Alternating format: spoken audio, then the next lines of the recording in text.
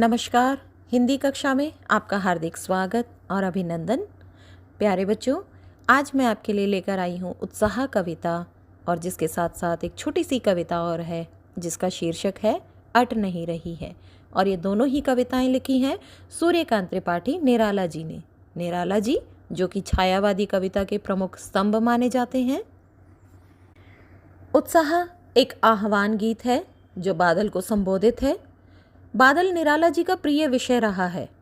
कविता में बादल एक तरफ पीड़ित प्यासे जन की आकांक्षा को पूरा करने वाला है, तो दूसरी तरफ वही बादल नई कल्पना और नए अंकुर के लिए विध्वंस, विप्लव और क्रांति चेतना को संभव करने वाला भी। कवि जीवन को व्यापक और समग्र दृष्टि से देखते हैं। कविता में ललित कल्पना और क्रांति चेतना दोनों ही हैं। निराला जी इसे नवजीवन और नूतन कविता के संदर्भों में देखते हैं। तो हम कविता की व्याख्या प्रारंभ करते हैं। कवि निराला जी कहते हैं, बादल गरजो घेर घेर घोर गगन धाराधर ओ, ललित ललित काले घुंघराले बाल कल्पना कैसे पाले, विद्युत छवि उर में कवि नवजीवन वाले, वज्र छिपा नूतन कविता फिर भर दो बादल गरजो। प्रस्तुत पंक्तियों में कवि बादल को संबोधित करते हुए कहते हैं, लोगों के मन को सुख से भर देने वाले बादलों सुनो, इस संपूर्ण आकाश को घेर कर, इस सारे आसमान को घेर कर खूब गरजो। घेर घेर घोर गगन, घेर घेर मतलब इस सारे आकाश को घेर कर, घोर मतलब भयंकर गर्जन के साथ, धाराधर मतलब बादल। सभी बादलों को कहते हैं कि सारे संसार को घेर कर तुम भयंकर गर्जन के साथ बरसो, गरजो तुम। ललित ललित काले घुंघराले बाल कल्पना कैसे पाले। तो अब यहाँ पर कवि ने उन बादलों की तुलना की है काले और घुंघराले केशों से। ललित ललित मतलब सुंदर, काले घुंघराले कि वो जो आसमान में बादल छाए हुए हैं वो किसी काले घुंघराले बालों की भांति छाए हुए हैं। बाल कल्पना कैसे पाले। और आगे कवि क्या कहते हैं कि जिस प्रकार से बच्चे की कल्पना का कोई विस्तार नहीं होता, कोई ओर छोर नहीं होता, इसी प्रकार से ये बादल भी घने रूप में हर स्थान पर छाए हुए हैं। काले और सघन बादल दूर दूर तक फैले हुए हैं। विद्युत छवि उर में कवि नवजीवन वाले। अब आगे कवि क्या कहते हैं, विद्युत छवि मतलब विद्युत रूपी शोभा को, छवि मतलब क्या होता है, शोभा, कि विद्युत जैसे बादलों में से हम देखते हैं जब बरसात का मौसम होता है तो उससे पहले बादल गरजते हैं, तो गरजते समय बादलों के हृदय से एक बिजली सी चमकती हुई नजर आती है। बादलों के बीच में से हमें कहीं बिजली चमकती हुई नजर आती है। तो कवि ने उसी की कल्पना कर दी कि ये जो बिजली है ये शोभा के रूप में है और ये बादलों के हृदय से निकली हुई है। विद्युत छवि उर में, उर मतलब क्या होता है, हृदय में, कि विद्युत रूपी शोभा को अपने हृदय में छुपाए हुए हैं। नव जीवन वाले और नया जीवन देने वाले हैं। जैसे कोई बीज बोते हैं और बीज को जब पानी दिया जाता है प्रतिदिन तो वो अंकुर के रूप में फूटता है। तो अब बीज को नया जीवन कैसे मिला, अंकुर के रूप में, एक पौधे के रूप में उसे नया जीवन मिला है। तो इसी प्रकार से ये बादल भी नया जीवन देने वाले हैं। वज्र छिपा नूतन कविता फिर भर दो। यहाँ पर कवि कहना चाहते हैं कि जो बादलों में से बिजली चमकती है वो एक वज्र के समान है। वज्र क्या है, एक भयंकर हथियार के समान है, कठोर हथियार के समान है। नूतन कविता, नई कविता के माध्यम से फिर भर दो, कि लोगों में जोश की भावना भर दो, बादल गरजो। तो कवि का कहने का तात्पर्य यह है कि जिस प्रकार बादलों में वज्र छिपा हुआ है उसी प्रकार से कवि भी अपनी नई कविता के माध्यम से लोगों में जोश भर देना चाहते हैं, लोगों में जोश का संचार कर देना चाहते हैं। जैसे बादल वर्षा करके सभी को नया जीवन प्रदान करते हैं, पीड़ित प्यासे जन की इच्छा को पूर्ण करते हैं, वैसे ही वो अपनी कविता के माध्यम से लोगों में जोश का संचार भर देना चाहते हैं। आगे देखिए, विकल विकल उन्मन थे उन्मन विश्व के निदाद के सकल जन, आए अज्ञात दिशा से अनंत के घन, तप्त धरा जल से फिर शीतल कर दो बादल गरजो। तो इन पंक्तियों के माध्यम से कवि कहते हैं कि विकल विकल, विकल मतलब क्या होता है? बेचैन, उन्मन उदास, अनमने से, विश्व के निदाद, निदाद मतलब होता है गर्मी, सकल मतलब सारे, जन मतलब लोगों को। प्रस्तुत पंक्तियों में कवि कहते हैं कि चारों ओर वातावरण में बेचैनी है, लोगों के मन दुखी हैं, लोग अनमने से हैं।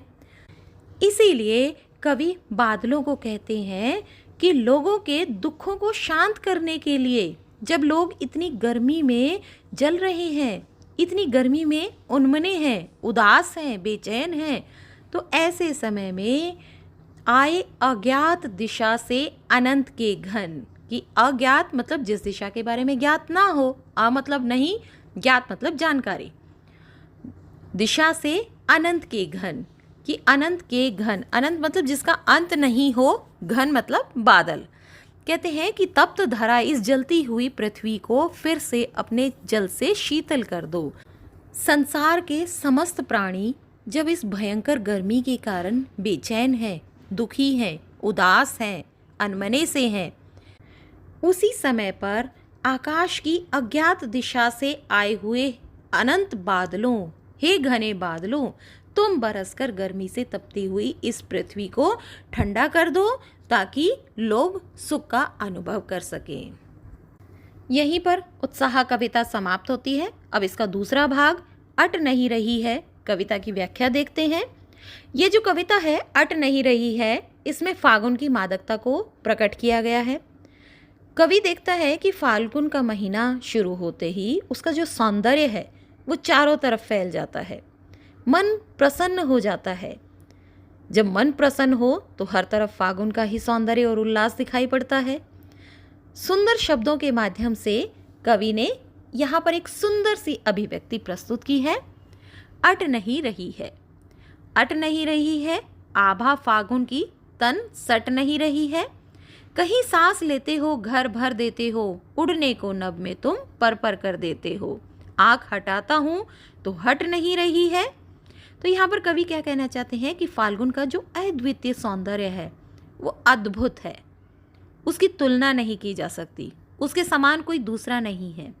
चारों ओर फाल्गुन की शोभा समा नहीं रही है, फाल्गुन की शोभा तन में समा नहीं रही है। इस समय चारों ओर फूल खिलते हैं, और फूल खिलेंगे तो स्वाभाविक सी बात है खुशबू तो वातावरण में फैलेगी, और जब हम सांस लेते हैं तो ऐसे लगता है जैसे हमारा सारा घर खुशबू से भर गया हो। वह सुगंध वातावरण में फैलकर वातावरण को खुशनुमा बना देती है, खुशबू से युक्त बना देती है। यह सब देखकर मन प्रसन्न हो उठता है। और कवि क्या कहते हैं कि उड़ने को नभ में तुम पर पर कर देते हो, और हमारा मन क्या करता है कि पंख फैलाकर दूर गगन में उड़ जाएं। फाल्गुन का यह दृश्य इतना सुहावना है कि यदि कवि इससे आंख हटाने का प्रयास करते हैं, कहते हैं ना कवि कि आंख हटाता हूँ तो हट नहीं रही है, यदि मैं इससे आंख हटाने का प्रयास करता हूँ तो मेरी आंख इस प्राकृतिक सौंदर्य से नहीं हट रही है। क्यों? क्योंकि पत्तों से लदी हुई डालियाँ हैं, कहीं हरी कहीं लाल। लाल मतलब जब पत्ती उगती है कोपल के रूप में, तो यहाँ पर कहीं लाल पत्ती नजर आ रही है, कहीं पड़ी है उर्मे मंद गंध पुष्पमाल। और कवि कहते हैं, कवि ने यहाँ पर फाल्गुन के महीने का वर्णन किया है और उन्हीं का रूप सौंदर्य बता रहे हैं। तो क्या कहते हैं कि फाल्गुन के हृदय पर मंद गंध धीमी धीमी खुशबू देते हुए पुष्पमाल फूलों की माला पड़ी हुई है, कि मानो फाल्गुन के गले में सुगंध से परिपूर्ण फूलों की माला पड़ी हुई है। पाट पाट शोभा श्री पट नहीं रही है। पाट पाट मतलब इस छोटी से छोटी जगह पर भी शोभा श्री मतलब प्रकृति का श्री, धन दौलत क्या है? प्राकृतिक सौंदर्य। तो कवि कहते हैं कि जगह जगह पर प्राकृतिक सौंदर्य बिखरा पड़ा है, और यदि मैं इससे आँख हटाने की कोशिश करता हूँ तो भी हट नहीं रही है, क्योंकि फाल्गुन का महीना सभी को अपनी ओर आकर्षित कर देने वाला है। इस प्रकार जगह जगह पर फाल्गुन का सौंदर्य बिखरा हुआ है और वो सौंदर्य कहीं भी समाहित नहीं हो रहा है। यहीं पर हमारी छोटी सी कविता समाप्त होती है।